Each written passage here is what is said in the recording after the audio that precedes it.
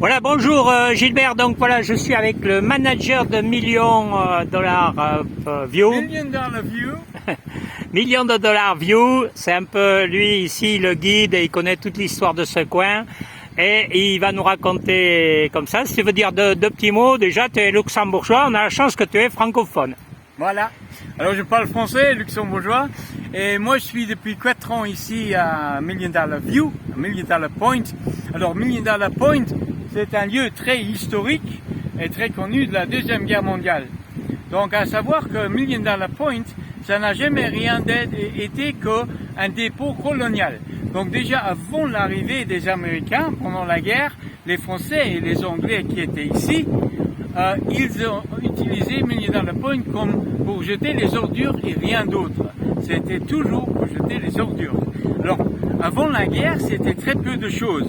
C'était seulement du verre, de la ferraille, un peu de pneus, des résidus de cuisine, voilà, c'est tout. Okay.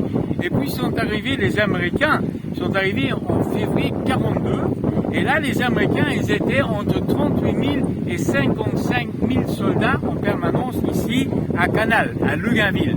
Canal, c'est le nom français de Luganville. C'est bien, merci pour la précision. Voilà.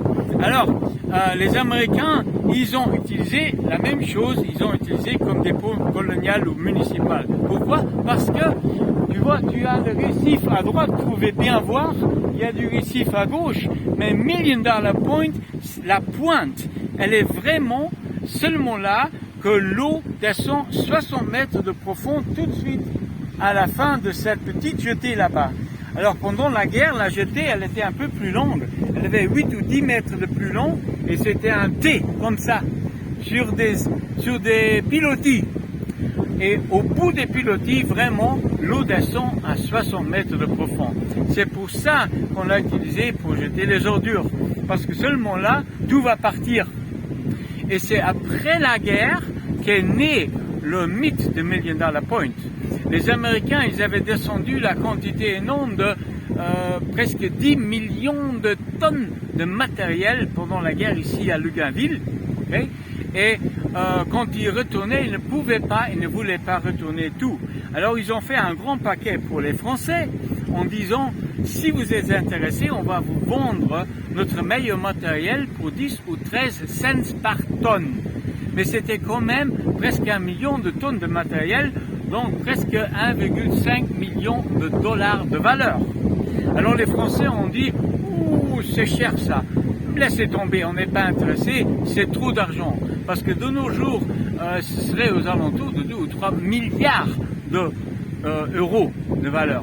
Alors, bien sûr qu'ils ont joué au poker. Ils voulaient dire, on va attendre jusqu'à les Américains sont autour du coin, okay?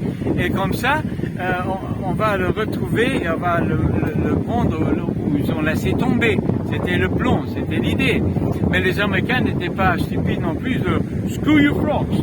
Vous n'auriez pas une seule pièce gratuite des États-Unis de l'Amérique.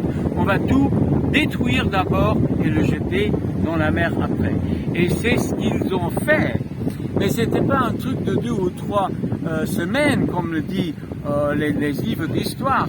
Pendant août 45, où ils ont commencé à se retirer, jusqu'à décembre 1947, pendant 2 ans et demi, ils avaient laissé 2 escadrons de Seabees ici qui n'ont fait rien d'autre que de détruire le matériel d'abord et de le jeter, le balancer à la flotte après.